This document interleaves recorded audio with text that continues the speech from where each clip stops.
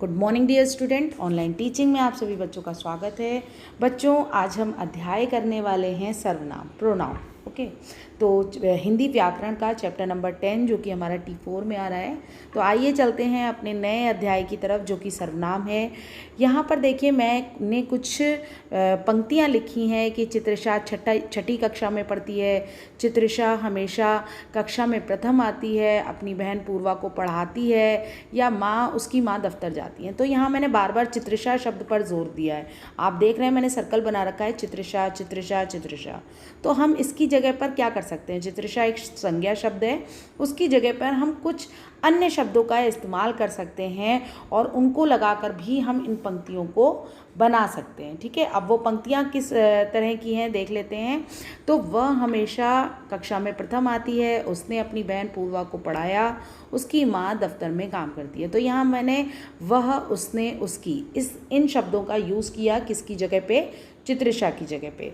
तो आइए समझ लेते हैं कि सर्वनाम होते क्या हैं। तो बच्चों, आपको मैं बता दूं कि संज्ञा के स्थान पर जिन शब्दों को, यानी संज्ञा को हम हटा दें, जैसा कि आपने देखा कि चित्रशा को हमने हटाकर वह, उसने, उसकी इन शब्दों का यूज़ करा।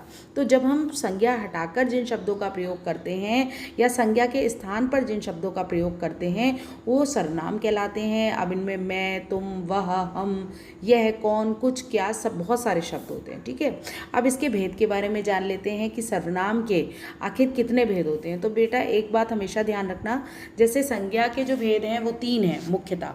ठीक है, और सर्वनाम के उसके जस्ट डबल हैं, 6 भेद होते हैं। पुरुषवाचक सर्वनाम, निश्चयवाचक, अनिश्चयवाचक सर्वनाम, प्रश्नवाचक सर्वनाम, संबंधवाचक सर्वनाम और लास्ट है हमारा निजवाचक सर्वनाम, जिसकी डिटेल हम अभी पढ़ने वाले हैं कि ये सब भेद होते क्या क्या हैं, इनके अंदर का मैटर हम समझ लेते हैं। तो सबसे पहले चलते हैं पुरुषवाचक सर्वनाम पे।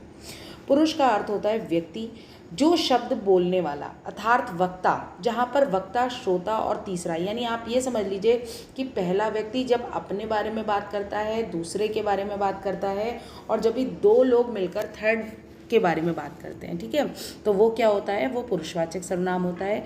पुरुषवाचक सर्वनाम में जैसे शामिल किया जाता है मैं, तुम, वह, हम, आप। ठीक है, ये सारे शब्द होते हैं। अब पुरुषवाचक सर्वनाम के भी 3 भेद होते हैं। कौन कौन से? सबसे पहला आ जाता है उत्तम पुरुष, जब वक्ता अपनी बात करता है। ठीक है, मध्यम पुरुष, जब श्रोता और पाठक के लिए जिन शब्दों का प्रयोग किया जाता है, और अन्य, जब किसी अन्य भिन्न के बारे में बात की जाती है। ठीक है, निश्चयवाचक सर्वनाम के बारे में समझते हैं कि जो सर्वनाम किसी निश्चित व्यक्ति या वस्तु का बोध कराते हैं। कहते हैं ना, यही मेरी कलम है, यही मेरा विद्यालय। जब इस तरीके के शब्दों को हम प्रयोग करते हैं तो वो किस में चला जाता है, वो निश्चयवाचक सर्वनाम में चला जाता है। सेकंड, इसके बाद हमारा आता है नेक्स्ट अनिश्चयवाचक सर्वनाम। अनिश्चयवाचक सर्वनाम में क्या होता है, निश्चयवाचक में हम निश्चित होते हैं और अनिश्चय में हम क्या होते हैं, कंफ्यूज होते हैं। जब निश्चित व्यक्ति या वस्तु की तरफ बोध नहीं होता तो वो अनिश्चयवाचक में चला जाता है। जैसे कोई बाहर खड़ा है ना, या दूध में कुछ पड़ा है, कुछ हो गया लेकिन हमें पता नहीं है कि एक्चुअली है क्या चीज़। ठीक है, तो जब हम क्या होते हैं, डाउटफुल होते हैं। प्रश्नवाचक सर्वनाम में क्या होता है, सीधी सी बात है, जब क्वेश्चन पूछे जाते हैं तो वो प्रश्नवाचक में चला जाता है। जैसे कौन रो रहा है, ये काम किसने किया, डिब्बे में क्या है, कौन, क्या, किसने, कब, कहाँ, इस तरीके के शब्द आते हैं तो वो प्रश्नवाचक में होते हैं। नेक्स्ट हमारा है संबंधवाचक। जो सर्वनाम वाक्य में आए किसी दूसरे सर्वनाम के साथ में संबंध को दर्शाने का काम करते हैं।